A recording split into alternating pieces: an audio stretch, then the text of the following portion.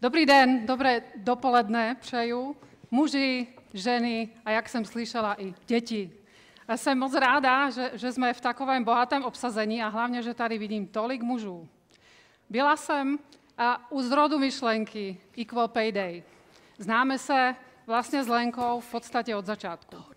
Byla jsem taky u prvních pár realizací Equal Pay Day a můžu říct, že pro mě Equal Pay Day má velice zvláštní místo v srdci. Pro koho z vás je tohle poprvé? Zvedněte ruku. Super. Pro mě to taky někdy bylo poprvé. Seděla jsem u takového okrouhlého stolu, vnímala jsem energii, kterou cítím, a taky jsem vnímala to, že jsem možná součástí něčeho, co něco změní. A kládla jsem si 2 dotazy. První byl, co já si z toho vlastně můžu odnést. To byla první věc. A druhá, co já vlastně ze své pozice můžu změnit. A prosím, to poslední, co nemáte cítit, je bezmoc. My všichni tady, co jsme tady v sálu, máme jedno společné. My všichni můžeme. A pokud je tohle jediná věc, kterou si odnesete z dneška, my všichni můžeme, každý z nás, něco udělat, abychom tuhle změnu nastartovali. U sebe, u své organizace, ve svém okolí. A taky to, co vám dneska chci říct, je rozděleno do 3 částí. Můj osobní příběh, moje firma, kde pracuju, a taky okolí. Ale prvně bych ráda poděkovala Lence Šťastné. Lenka, díky moc za to, že si v podstatě rozběhla něco, co nás pořád inspiruje k tomu, abychom taky něco dělali. Takže Lenko, díky moc.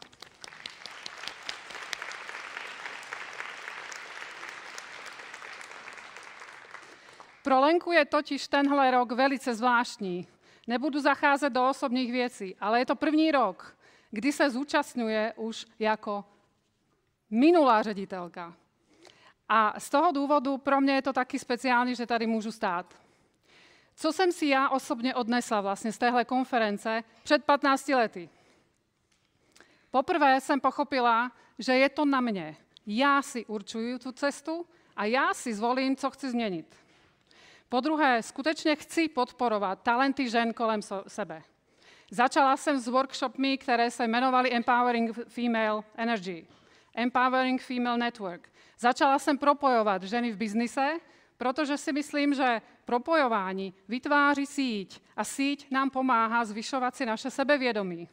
A to napomáhá další naší kariéře.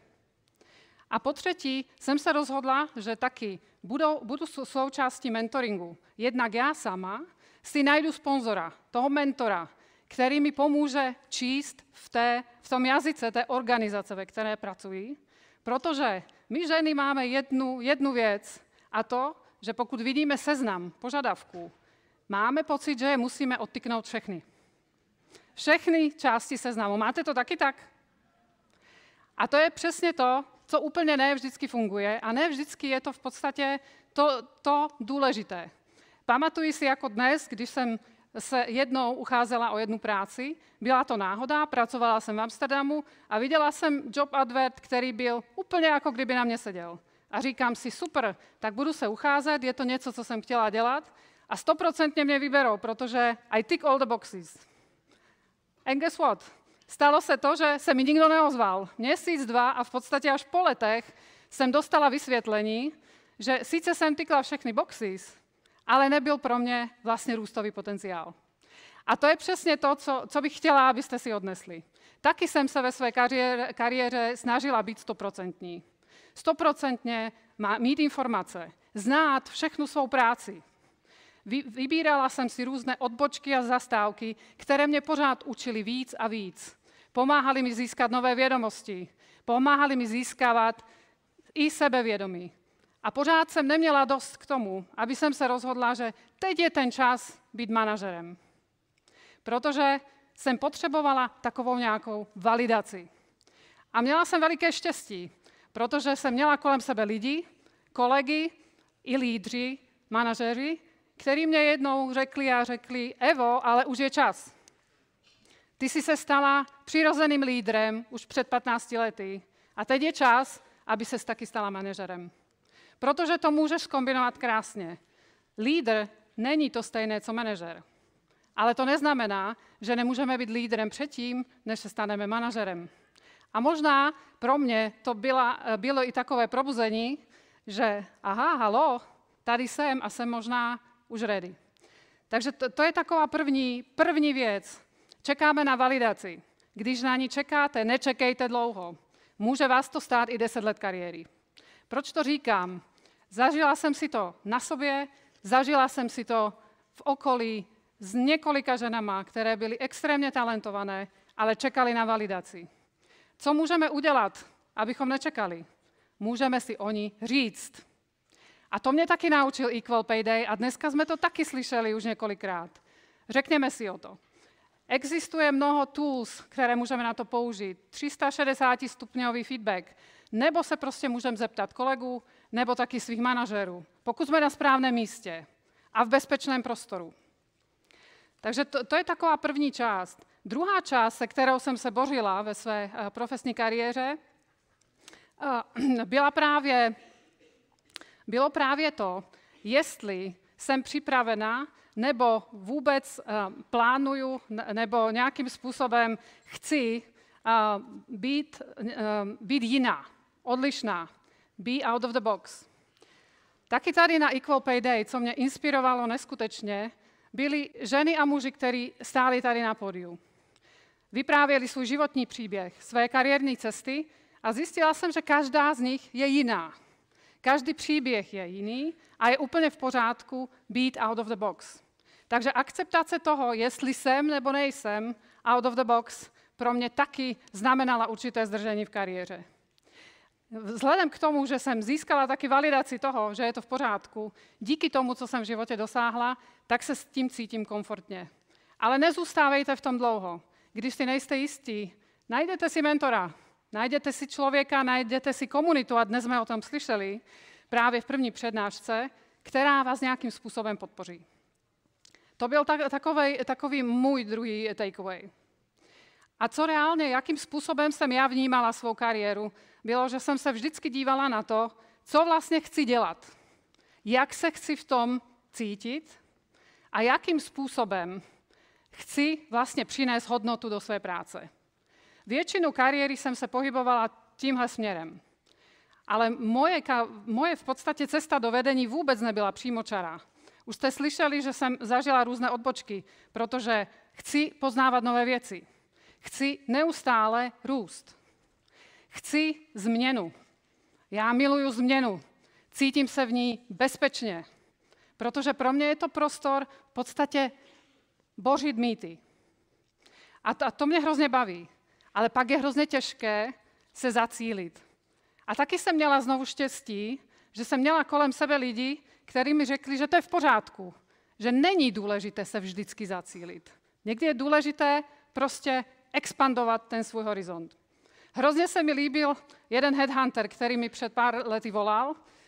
Předtím, než vůbec prošel k věci, se mě zeptal, a kdo vlastně vy jste? Jste risk manager, protože mám i zkušenosti z risku, nebo jste salesman, protože dělal jsem taky korporátní bankovnictví, různé části, anebo jste udržatelný manažer. A já říkám úplně všechno v jednom. A proč mi vlastně voláte, když to nevíte? A on říkal, vlastně, já si to musím asi ještě interně probrat. A já jsem mohla úplně sebevědomě říct, ale já vás k ničemu nepotřebuju. Já, když si budu hledat cestu, já si ji najdu. A bez toho, abych se s tím cítila v pohodě, že jsem out of the box a v podstatě mě neumí zařadit ani headhunter, tak bych to takovým způsobem nemohla zahrát. Takže z tohohle pohledu za mě nebojte se toho i experimentovat. Ale samozřejmě chápu, že na to je potřeba bezpečné prostředí. A proto se teď vlastně budu věnovat chvíli ING. Proč jsem si vybrala ING? Měla jsem za sebou hodně zkušeností a pro mě bylo důležité najít místo, kde vlastně můžu uplatnit všechny vědomosti a schopnosti, které jsem se naučila. Tahle možnost se mi dala. Taky možnost způsobit nějakou změnu. Miluju bořit mýty, jak jsem řekla, a hledám možnosti k tomu, abych našla nové cesty, nové způsoby. A k tomu jsem hledala prostředí. Takže čtvrtý faktor, který mi v podstatě vstoupil do života jako velice důležitý při rozhodování o kariéře, bylo, s kým a pro koho budu pracovat. Ostatní už přijde samo. A proto jsem si vybrala kulturu, která je kolaborativní, která je rozmanitá, která akceptuje jedinečnost a která se nebojí pojmenovávat věci, které neumí a ve kterých se chce zlepšit. A proto jsem si vybrala ING. Přicházela jsem do ní s tím, že jsem vůbec nevěděla, jakým způsobem se dopátrám výsledku, který se ode mě očekává, ale nějak jsem tušila, že to zvládnu, protože jsem v životě zkusila už hodně. A po druhé, věděla jsem, že chci přinést změnu. Změnu v udržitelnosti, změnu v diverzitě, změnu ve směřování jiných strategických iniciativ banky. A co se mi líbilo nejvíc, je, že diverzita jako taková se brala úplně stejně jako jakýkoliv jiný strategický projekt. To znamená, uchopí se nejdřív z pohledu získání informací, měření, stanovení cílů, ale i stanovení vlastně způsobu, jak se má změnit vůbec chování organizace. A stejně jako udržitelnost a stejně jako jiné priority, je to o chování jednotlivců, systému i organizace jako takové. A hrozně se mi líbilo, ano, ING má taky cíle diverzity, taky chceme mít 35% žen do roku 2028 v řídících pozicích, ale k tomu se musíme nějak dostat. A ten první způsob, jak se k tomu můžeme dostat, je taky, že vytvoříme pipeline talentů, aby v nich minimálně určité procento byly ženy. Ale k tomu, aby se do té pipeline dostali, je taky potřeba změnit úplně všechno. To, jak se chováme každý den a jakým způsobem ty talenty podporujeme. A v tomhle jsme se tady v České republice rozhodli, že vytvoříme dedikovanou skupinku. A taky jsem to už dneska slyšela. Máme skupinku, která se věnuje jen Diversity, Inclusion and Belonging. Udělali jsme Call for Action, přihlásilo se nám 16 dobrovolníků, rozdělili jsme je do skupin podle zájmu, které mají, podle priorit, které banka má a podle issues, které vlastně vidíme na trhu. A rozhodli jsme se, že tímto způsobem bottom-up krásně doplníme top-down strategii banky. A ono se nám to daří. Důležité bylo začít sbírat data, pracovat s daty a nejlepší způsob, jak ho sbírat, je právě přes OHI, Organizational Health Index. A to je první věc. Druhá věc, která se mi hrozně líbí, začali jsme v podstatě pracovat s předsudky. Úplně první školení, které jsme udělali, když jsme DIB Committee v podstatě založili, tak bylo nevědomé předsudky. A vůbec se nebojíme uzavírat aliance. Aliance s externími partnery, protože tak, jak v udržitelnosti, tak v DIB neznáme odpovědi na všechny otázky. Ale musíme se učit. A tím učením je třeba Pride Business Forum nebo OPIM, se kterými se v podstatě spojujeme a s nimi děláme tailor-made tréninky pro naše zaměstnance. Zkusíme vždycky v malé skupince a na základě feedbacku se dostaneme v podstatě k jádru věci. Takže já bych ukončila tady mou část a mohla bych tady mluvit i 20 minut, ale nechci vás nudit. Ale pokud si něco v podstatě já odnáším dneska, vy můžete, změňte, učte se, informujte se a rozhodujte se na základě dat. Moc děkuju. Děkujeme taky. Eva Bučová, ING Bank. Moc děkujeme za krásnou inspiraci. Já taky moc rád pracuji s data. Jsou nějaké dotazy z publika? Moc nevidíme tady kvůli světlu, ale... Ještě než na to dojde, tak zase já se zeptám. Jo. Evo, vy jste ekonomka. Jaké jsou ekonomické důvody a vidíte ekonomické důvody pro zavádění té rovnosti ve firmách a vůbec těch strategií diverzity a inkluze ve firmách? Děkuji moc. Tohle je asi úplně nejstandardnější otázka, kterou dostáváme od našich klientů, protože s našimi klienty, a to je ta třetí stránka vlastně mého vstupu, jsou taky naši klienti, kterých můžeme v tomhle ovlivnit. A hlavně diverzita je vůbec součástí ESG, takže pokud v podstatě pracujeme na smlouvách, kde jsou nějaké podmínky, které musí dodržet, diverzita je obvykle jako jedna z nich. Ale když se vrátíme k business modelu, pro nás v podstatě rozmanité vedení, to znamená diverse leadership, je hrozně důležité proto, abychom i na úrovni boardu, na úrovni vedení měli diskuze. Skutečně valuable diskuze, které přináší pohledy z různých stran. Protože finanční systém je komplexní. A taky je potřeba, aby z toho komplexního systému jsme měli vhledy z různých stran. To je první věc. Druhá věc, tím pádem se dostáváte k diskuzi, která identifikuje i mnohem víc rizik, i mnohem víc oportunit. Jste kreativnější, jste inovativnější. A v momentě, jak je v podstatě diverzní leadership, tak se vytvoří i bezpečnější prostor. Co to znamená? Bezpečný prostor, kde lidi můžou otevřeně mluvit, kde můžou otevřeně mluvit i o věcech, které nefungují, i o věcech, které je potřeba dělat jinak. A to je pro nás jasný business case. Bezvadné. Děkujeme. Děkujeme moc. Eva Bučová, generální ředitelka ING Bank v České republice. Děkuju.